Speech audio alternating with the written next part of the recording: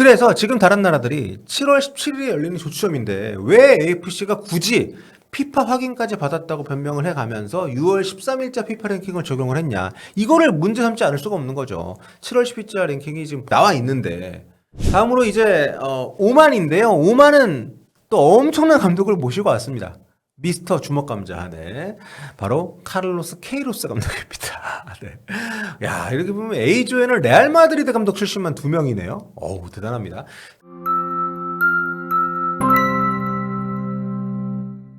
안녕하세요, 볼리TV 서영입니다. 한일전 패배의 아쉬움이 여전히 가시질 않고 있는 금요일입니다. 질 수는 있죠. 하지만 경기 내용이라던가 그 뒤 인터뷰라던가 좀 답답한 마음이 없지 않습니다. 이제 1년도 남질 않은 월드컵 본선, 일본을 비롯한 총 6개 나라, 대한민국, 일본, 이란, 우즈벡, 요르단, 호주 이렇게 6개 나라는 아시아 지역에 배정된 북중미 월드컵 본선 티켓을 일찌감치 차지를 했죠.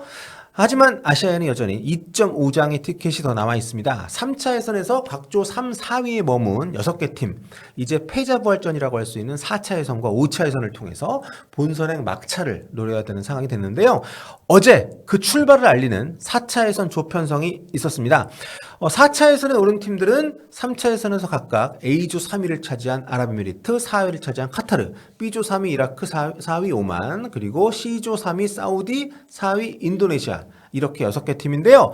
4차에서는 이 6개 팀을 A조와 B조로 이렇게 2개 조로 나뉘어서 각 조별로 중립지역에 모여서 팀당 2경기씩 풀리그를 치르는 방식으로 진행이 되게 되는데, 4차에서는 일정이 이제 10월 8일, 11일, 14일 사흘 간격으로 매치데이를 하게 됩니다. 조별팀이 이제 홀수로 구성이 되어 있고 각 팀당 이제 2경기를 치르게 되기 때문에 필연적으로 한 팀은 일정상의 이득을 보게 돼 있는데요. 이게 또 좀 얘기가 좀 길어지기 때문에 뒤에 더 자세히 말씀을 드리도록 하겠습니다. 4차에서는 각조 1위 2개 팀, 그러니까 A조 1위, B조 1위 이렇게 2개 팀에게 월드컵 본선 직행 티켓을 주게 되고요. 여기서 각조 꼴찌를 한 팀들은 자동 탈락이고 2위를 차지한 2개 팀은 한 번 더 대결을 펼치게 됩니다. 이게 이제 5차 예선이고요. 각조 2위 팀의 홈을 오가면서 홈앤더 어웨이로 승자를 가리게 됩니다. 이 2경기는 11월 13일하고 18일에 이제 홈앤더 어웨이로 치러지게 되는데, 여기서 이긴 한 팀은 월드컵 본선 티켓이 아니고 대륙간 플레이오프 티켓을 가져가게 됩니다. 그러니까 5차 예선 승자는 대륙간 플레이오프까지 치러야만 본선에 나갈 수 있는 험난한 길로 이어지게 된다는 거죠. 뭐 패자는 탈락이고요. 자, 그 결과 어제 확정된 4차 예선 조편성은 이렇습니다. A조 카타르, 아랍에미리트, 오만, B조 사우디아라비아, 이라크, 인도네시아, 그리고 A조, B조 맨 위 노란색 바탕에 쓰여진 나라에서 다 모여가지고 4차 예선 일정을 소화를 하게 됩니다. 여기에서 지금 말이 굉장히 많이 나오고 있는 AFC의 4차 예선 편파 논란이 비롯된 건데요. 이게 참 만약에 우리가 4차 예선 나가는데 이런 일이 벌어졌다면 진짜 난리가 나지 않았을까 싶습니다. 이게 누가 봐도 카타르, 사우디 아닌 나라들한테는 엄청 불리하게 지금 짜였잖아요. 그래서 이 논란을 좀 제가 정리를 해봤습니다. 첫 번째, 4차 예선 장소 논란입니다. AFC가 이번 4차 예선이 열릴 장소를 한 달 전에 미리 정해서 발표를 해둔 상태였습니다. 당연히 4차 예선에 참가하는 다른 팀들은 크게 반발을 했죠. 왜냐? 아니 자기들은 원정인데 저 2팀은 홈경기니까. 그래서 이 결정에 이제 이의 제기도 했는데 받아들여지지 않았고요. 최종적으로 2나라가 개최하는 걸로 결정이 됐습니다. 결과적으로 사우디와 카타르는 4차에서는 홈에서 치르는 엄청난 메리트를 누리게 된 거죠. 이게 아주 이례적인 게 개최지를 따로 신청을 뭐 받아가지고 심사를 한 것도 아니고 아직 조편성이 결정되지도 않은 시기에 개최지를 결정해서 발표를 했기 때문인데요. 그러니까 이 2나라가 4차 예선에 참가하는 당사자인 것도 좀 문제가 되지만, 카타르와 사우디가 한 조에 속할 수도 있는 그런 상황에서 어떻게 조편성이 될지 결정이 안 난 상황에서 결정이 됐다는 점에서 굉장히 좀 논란이 된 거죠. 그러니까 이게 결과적으로 이 2나라를 한 조에 안 넣겠다는 거 아니냐, 그게 이미 뭐 정해져 있는 거 아니냐, 이렇게 다른 팀들이 반발을 할 수밖에 없는 거죠.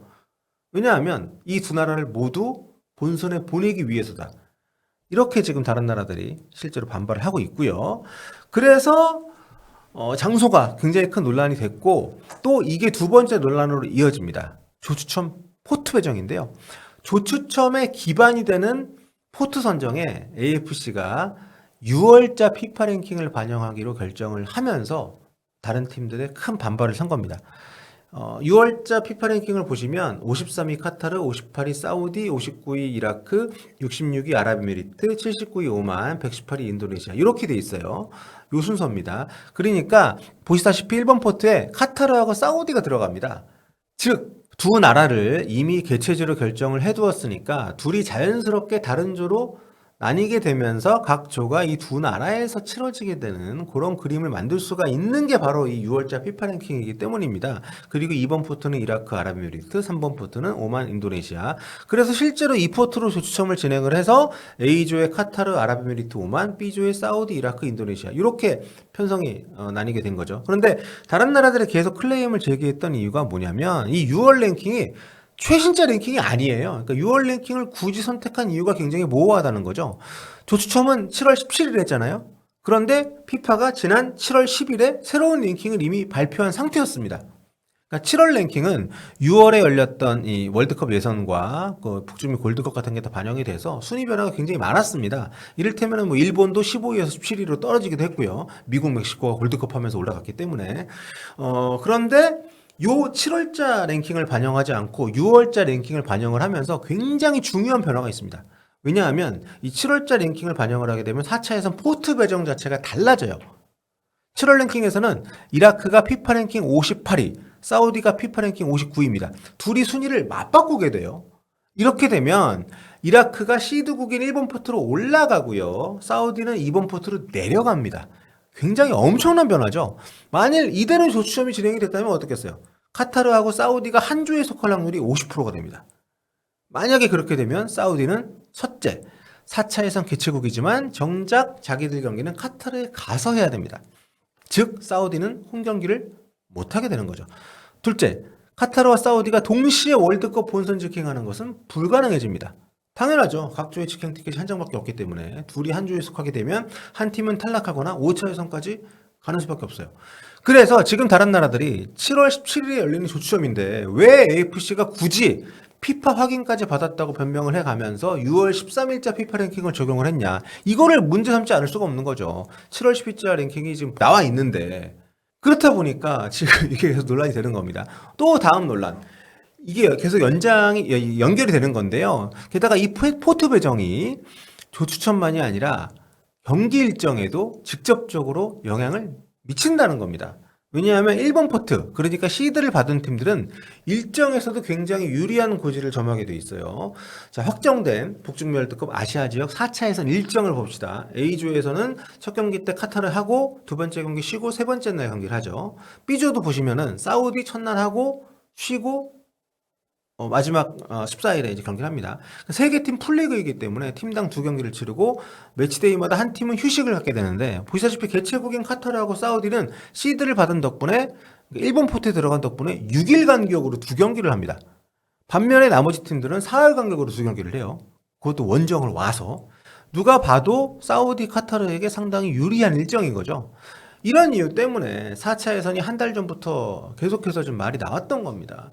사실 이 조추첨이라는 거는 적용할 수 있는 반영할 수 있는 근거가 많습니다. 뭐 이를테면 3차 예선 성적을 가지고 반영할 수 있는 거고.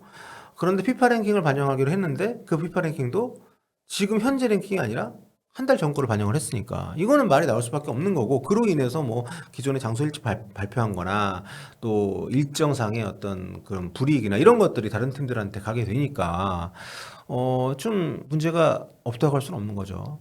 AFC는 이와 관련해 가지고 딱히 뭐 대응을 한다거나 해명을 하지는 않았습니다.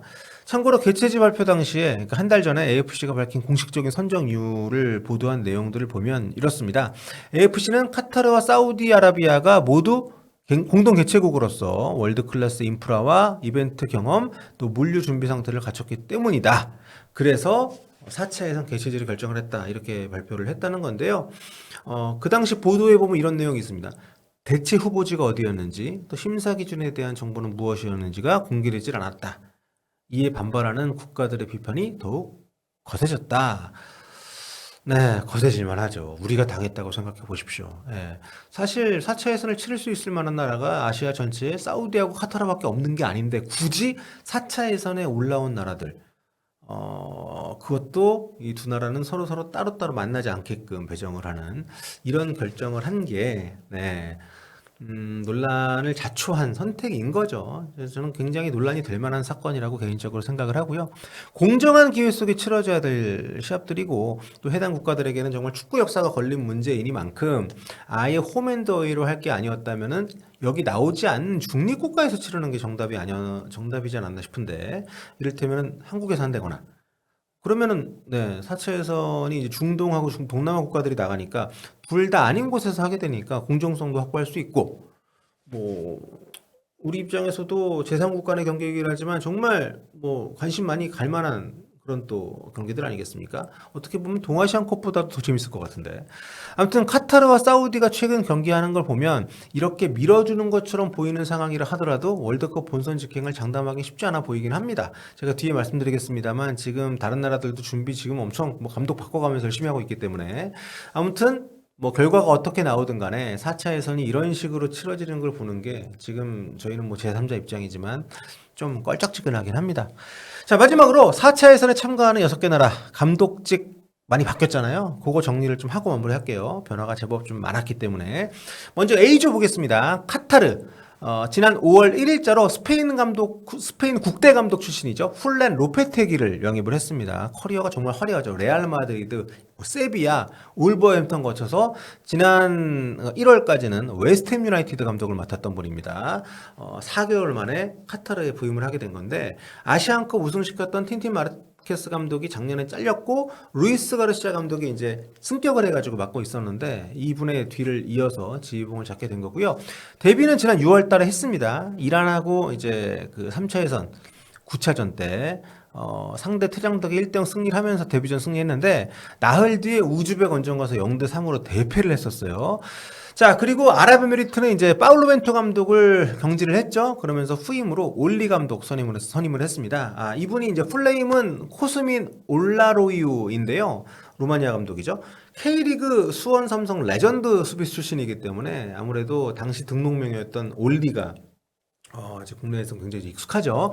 이분은 그 조유민 선수가 뛰고 있는 아랍에미리트 클럽 샤르자에서 거의 4년 동안 지휘봉을 잡고 있었고요. 지난 5월 달에 아시아 챔피언스 리그 2 우승도 차지를 했습니다. 이분이 굉장히 우승을 많이 한 감독이긴 한데, 아시아 축구하고도 인연이 굉장히 좀 깊습니다. 2007년에 자국리그 루마니아 명문인 슈테야우아 감독직을 놓은 뒤로는 줄곧 아시아에서만 지금 감독을 하고 있습니다. 사우디 알힐랄, 뭐 카타르 알사드, 아랍에미리트 아라인, 알샤밥, 샤르자, 뭐 중동 3개국 명문팀 돌면서 중동 이 세 개 나라 우승컵 싹쓸이 했고요. 중국에서도 장수 수닝 3년 동안 이끌면서 중국 리그 우승도 했었습니다. 사우디 국대 감독도 짧게 한 적이 있고요. 2015년 그 아시안컵 본선 때 임시 감독으로 사우디 대표팀 지도를 한 적이 있습니다. 그러니까 굉장히 좀 녹록치 않은 그런 역량을 가진 분이 좀 부임을 했다 이렇게 볼 수가 있고요. 다음으로 이제 오만인데요. 오만은 또 엄청난 감독을 모시고 왔습니다. 미스터 주먹감자, 네. 바로 카를로스 케이로스 감독입니다. 네. 야, 이렇게 보면 A조에는 레알 마드리드 감독 출신만 2명이네요. 어우, 대단합니다. 체코 출신의 시라비 감독이 작년에 잘렸고 자국 감독인 자베르가 맡았었는데 4차 예선 조추첨 앞둔 지난 7월 15일에 케이로스 감독 부임 소식이 전해졌습니다. 이게 재밌는 게 케이로스 감독이 우리한테는 이란 감독으로 워낙 친숙합니다만 마지막으로 맡았던 팀이 이제 카타르 대표팀이었어요. 그런데 이번에 그 카타르의 발목을 잡을 수 있는 그런 또 이제 오만 대표팀 감독을 맡게 됐다는 거. 2023년에 아시안컵 본선 데뷔해가지고 이제 부임을 했었는데 정작 본선 개막 한 달 앞두고 잘렸었죠, 카타르에서. 어떻게 보면은 네 케이로스 감독이 카타르에 굉장한 또 재앙이 될 수도 있는 그런 자리를 맡게 됐고요. B조는 3차 예선 치르는 동안에 변화가 좀 많이 있었죠. 사우디 같은 경우는 이제 만치네 감독이 나간 뒤에 르나르 감독이 좀 재부임한 지 9개월 정도 됐습니다. 카타르 월드컵 때 아르헨티나 잡았던 한국행 유력 후보로도 거론이 됐던 바로 그분이죠. 이라크는 카사스 감독이 물러난 자리에 호주 국대 감독 출신 그레이엄 아놀드가 와서 지난 6월 달에 2경기를 이미 했고요. 마지막으로 인도네시아는 뭐 신태용 감독 내보내고 이제 클로이베르트가 왔는데 여기도 참 말이 많습니다. 좀 조편성 자체는 해볼만 한 것처럼 보이긴 하지만 유일한 동남아 팀으로서 지금 중동에서 경기를 해야 되는데 인도네시아가 어떻게 될지도 굉장히 좀 궁금해집니다. 그러고 보니까 이 A조나 B조나 이번 3차 예선 시작할 때 지휘봉 잡았던 분들은 다 떠났네요. 4차 예선이 끝나면 아마 이 중에서 최소 절반 정도는 또 옷을 벗지 않을까 생각이 됩니다. 자, 아시아 지역 4차 예선, 5차 예선 좀 머나먼 길이 남아 있는데 4차 예선을 둘러싼 여러 가지 얘기들, 또 조편성과 이 팀들의 감독들의 또 근황까지 살펴봤습니다. 또 계속해서 월드컵 소식 전해드릴게요.